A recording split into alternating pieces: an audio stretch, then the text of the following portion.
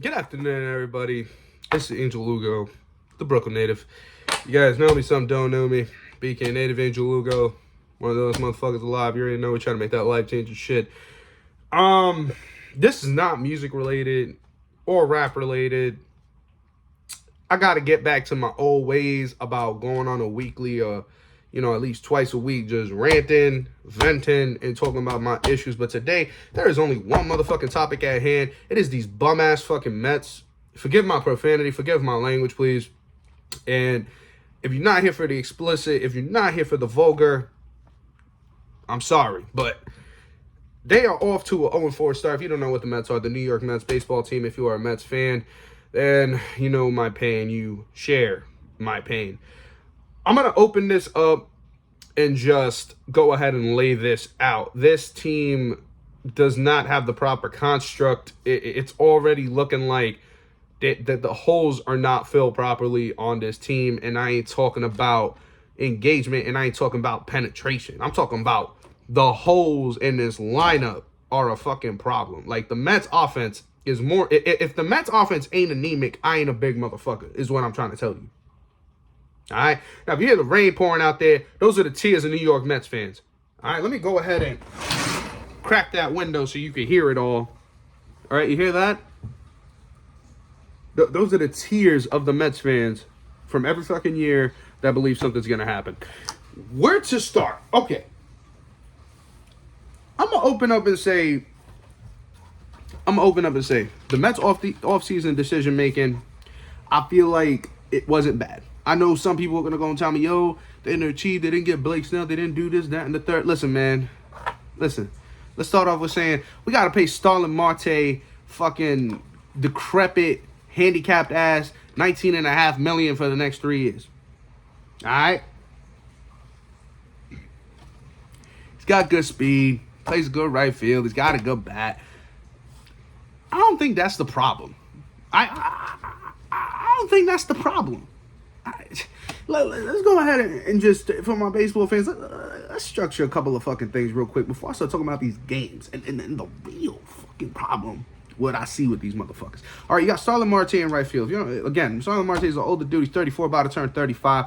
Got good range out there, but you need somebody to platoon. And when I say platoon, you need somebody that's going to be able to pop in for him.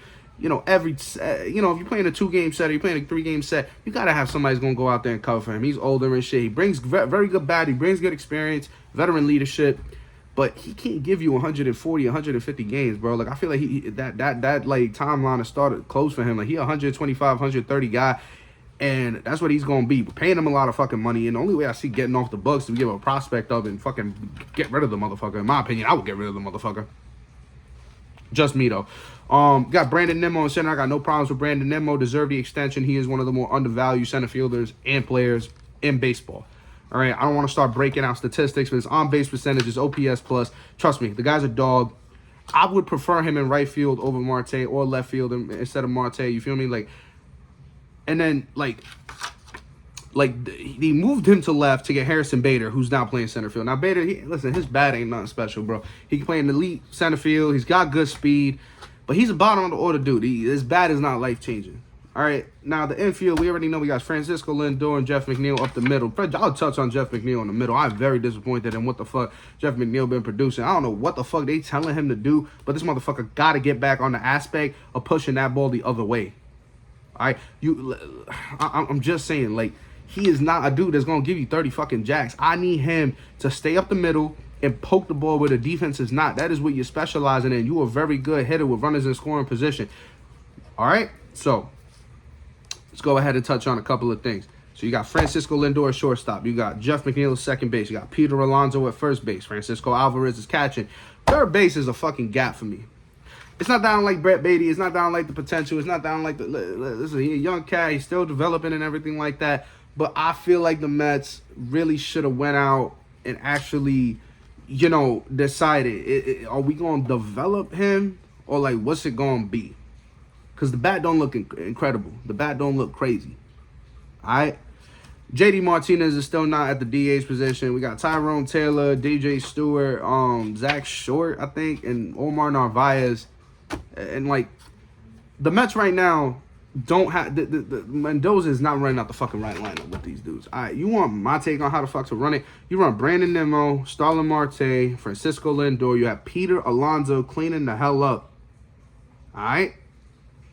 You get Jeff McNeil in that 5-hole. Then you run Alvarez. And I'm going to explain everything in a moment before y'all all telling me, yo, Angel, that sounds like a crazy lineup. Why you not moving Alvarez up? Hear a motherfucker out before you go and start trying to ostracize me and put my neck to the barrel and start trying to blow my brains out, all right? Now, so if everybody else is already cut up and put into the lineup and everything right there, right? You still got the DH option. Okay? You still have third base and you still have center field. So, mind you, JD Martinez isn't even playing with us yet. But right now, with this team, if I'm a manager and I'm going to send out a team today or tomorrow out there, man, you got to have Brandon Nimmo, Marte, Lindor, Alonso, Jeff, Alvarez. Fucking, I wouldn't even run DJ Stewart the fuck out there. Like, in my opinion, I understand he had a good stretch, but that motherfucker just baggage. He should have just brought Mark Vientos up and let him DH. Like, I don't understand why they ain't just do that.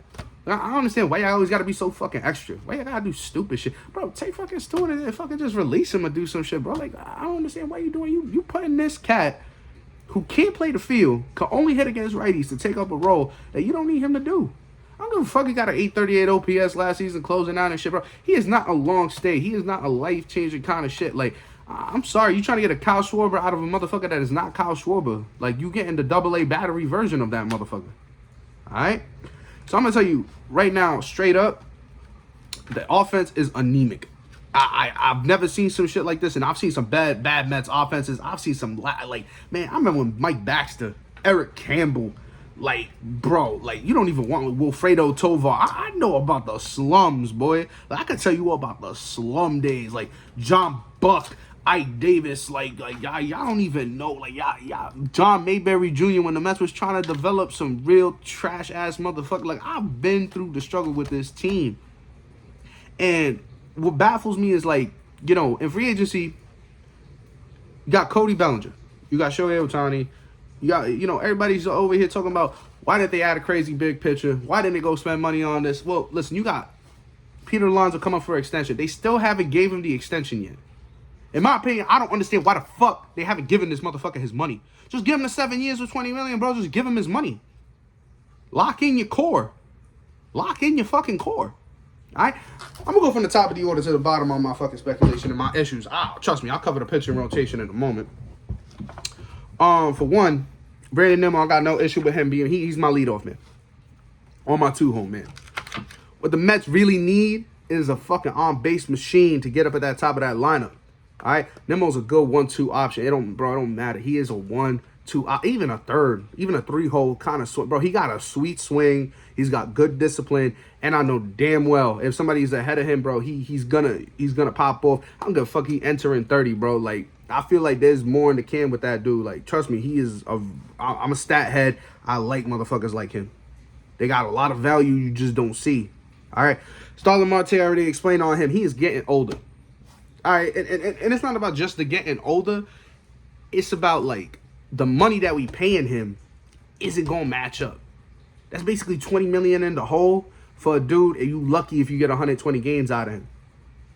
And now, if he going to pop off and play these games, then I'm going to eat my words. But at the same time, last season, bro, he was fucked up with injuries. The Mets last season was just a fucking joke. They're looking like a fucking joke this year. All right? So, in retrospect, I just, like, for one, I'm not going to go and tell you, go out into free agency this season. Give Cody Bellinger or give, like, Matt Chapman or give one of these dudes their money and bring them on for a long-term contract. The Mets got depth. They got dudes that can come up through the minors that they can develop, and it's true. There's no reason to be going out, spending money and shit.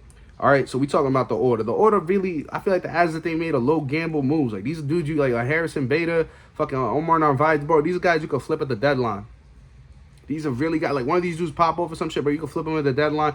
But, like, let's get into the 3-hole. Lindor, I got no problem. Lindor is a 6-7 win share player. He a 7-WAR player. He played maybe the best shortstop in the game if Javier Baez wasn't swinging at everything outside the fucking zone. And that's a damn fact. All right, the only dude I think that could probably play better defense than him is him or Carlos Correa, fully healthy. All right?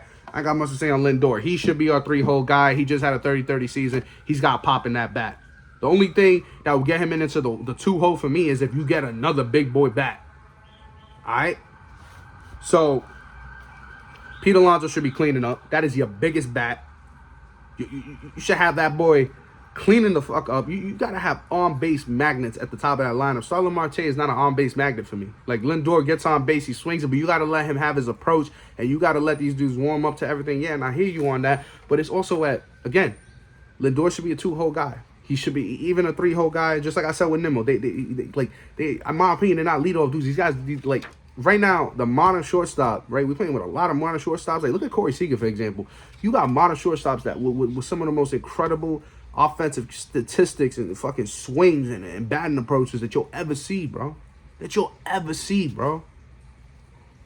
So it's like, it's kind of a waste to have a 1, 2, 3 like Nimmo, Lindor, Alonso.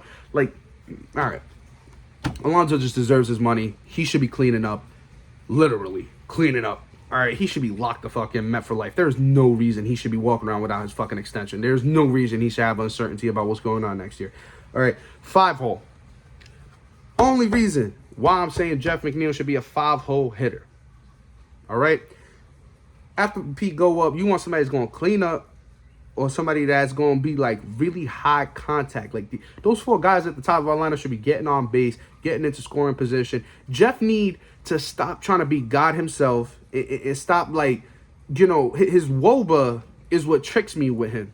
All right? Because he's a good hitter with runners in scoring position. He puts the ball on the bat. I feel like he's trying to lift the ball too much. He got to shorten up, become the line drive hitter that he is. The juice ball season don't really reflect much. Those 23 home runs he hit don't really reflect much to me. They don't really reflect much. I'd rather have him in that 5-hole. So if someone's on third or someone's on second and there's 1 or 2 outs and shit like that, bro, he could just go up the middle or line that shit the other way, or just, like, you know, let's say you got somebody on third and he just pull it to the right side deep into like, just sacrifice hits, a sacrifice fly. Like, that's the kind of dude you want in your 5-hole. All right, get on base, so somebody that could really just, like, bring in the fucking troops and bring them home. And I think he still got that pop in that bat. He's just not confident. He hasn't looked confident. All right, I would run Alvarez out there in the 6-hole instead of that 5-hole to back up Alonso. And the reason why is because Jeff gets on. You feel me? Let's say he gets on. Alvarez goes up there. He's still learning his approach. He's still learning the on-base percentage. He's still learning the slugging is there. The bat is there. The defense is there. I'm not worried about that. As his plate discipline improves, his plate vision improves, the strikeouts cut down. Jeff fighting in that 5-hole, and let's say he could get his on-base percentage to, like, the 33% margin. He hitting around the 280 range. If he gets on and Alvarez comes up, even with 2 outs, bro, with that uppercut kind of swing, with that nasty-ass swing he got, bro, even if he's not hitting for, like, bro, he will be an extra base hit machine, like, legit. And let's, like, having him on with Alvarez right behind him and he gets an uppercut, bro, that's 2 runs you put on the board. Like, let's say the first 4 go up and it don't pan out and Jeff gets on to lead off. Like, the 5, 6, 7 come up and Jeff leads off. Alvarez could go ahead and give yourself an uppercut and you got 2 runs, bro. All right. And then after that, it's a bit of a mystery for me right now because the DH option is a question mark without JD Martinez. That shit, we got probably the worst DH fucking option in all of baseball. And trust me, there's some bad fucking teams out there. But I am not confident in DJ Stewart. The only DJ I fuck with is DJ Kylie. And I'm just telling you that. Brent Beatty, I'm not a big, like, again, like, he needs more development, but he's, like, on that weird spectrum of he's, like, nasty in AAA, but he can't cut it in the majors. So it's like, you start to reach an impasse with him if he can actually produce. I know it's still early in the career. He's only got like 1 good season. I want to see how it pan out in these first like 60 games. But if it's not panning out, bro, send him down. Send him down. Keep Bader in the 9-hole running center field. He plays a good center field. He'll get his value out of there. You're paying him $10 million. Run him out there in the 9-hole, man. He trust me, he's not a high on base guy.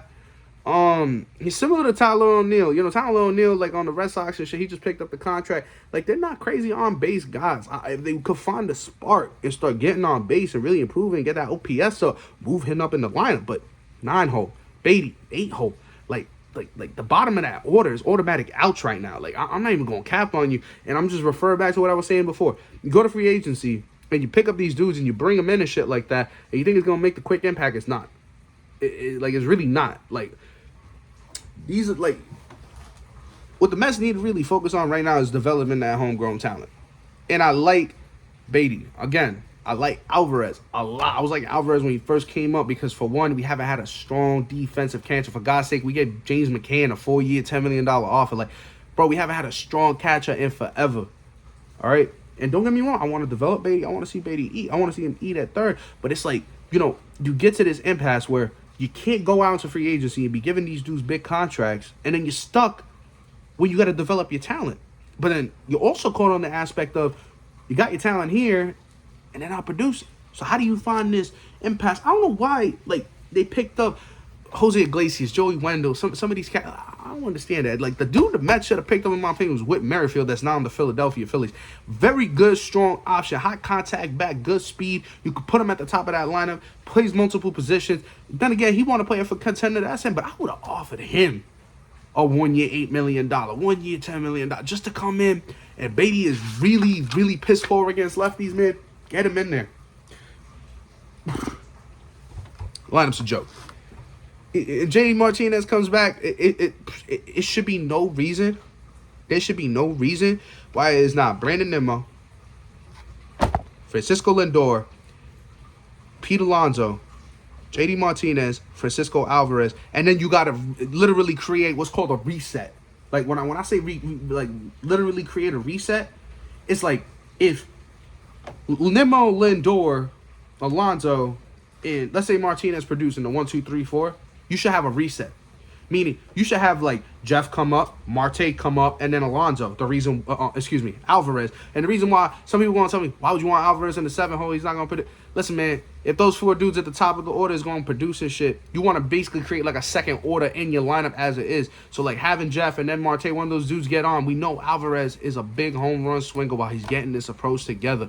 Get one of those dudes on base, and then you can have an option to put a run on the board, put 2 runs on the board from the bottom of the lineup. Because, bro, once Beatty comes up and Beta comes up, they're pretty much not going to do shit unless it's like a solo shot or they having a good night or they actually find their approach right now.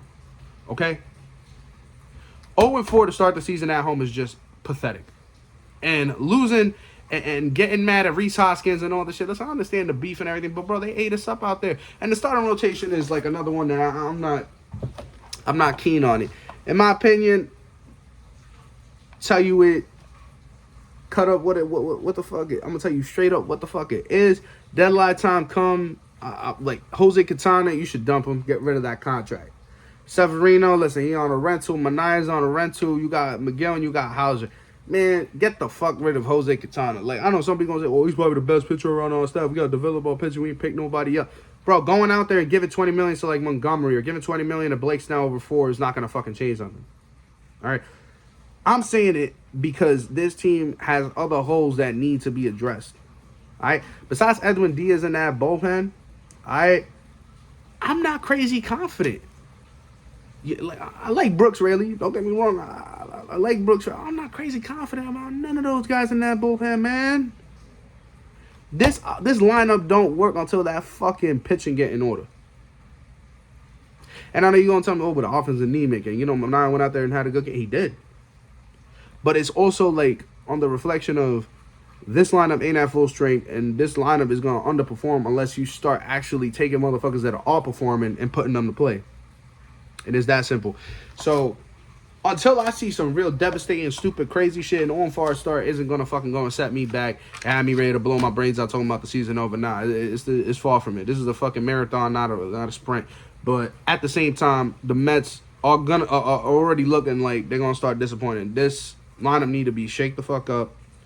I liked Buck Showalter. I don't know why they cut Buck Showalter. Some people gonna say, oh, well, Showalter, this, that, and the third. One thing I really emphasized that I liked about him was his consistent lineup structure that would get motherfuckers set up and actually have them comfortable last season. Now, given taking that, Marte fucking tore his groin, and like the lineup was just in a fucking flux all last season. You got to get dudes in the order. You got to get dudes in a rhythm. And you got to set this lineup in a way, like, at least on, like, a 2-week basis with some consistency and, like, actually get some of these dudes that could fucking produce and actually fucking hit. Like, listen, man, if Jeff is not producing or Quintana's not producing by the end of this year, Narvaez, Beta, boy, these guys should be gone at the fucking deadline, bro. I don't see the Mets as contenders with them. Trade them, get some farm, set it up, get something in exchange for it. Don't go for an 80 and like 82 season and then nothing fucking pans out from it and you just got nothing. You got no value out these dudes that you just picked up pretty much.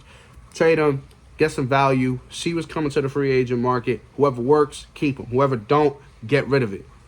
I'm on that kind of funneling aspect. And the real hole right now, that's got to be addressed, For me, it's third base and what is going to be the outfield situation. Like, right field should be the primary focus right now. You got to figure out what you're going to do with Marte, because he is not a permanent option in right field. What I would do, take one of these prospects coming up, you know, they're a little, not like Gilbert or Acuna, but like one of these other cats that is nice, or two cats that's nice, bro, you bundle them up with Marte and, like, bro, Narvaez, like, you know, some of these dudes that's putting up value at the deadline, and you try to cut that contract in half and just get rid of them. Or like, get him, or give up somebody strong with him and just get that shit off the books. That's $20 million we could actually use. And I'm talking about this, like, because the Mets is honestly backed up because they got so many motherfuckers that they paying bread to. Like, they still paying bread to James McCann. Yeah, you paying bread to motherfuckers that didn't pan out. You need to fix that. The Mets continue to give me clinical depression, and I won't stop being a fan. But ain't nothing gonna change unless the change is made. I'll catch you on the next one.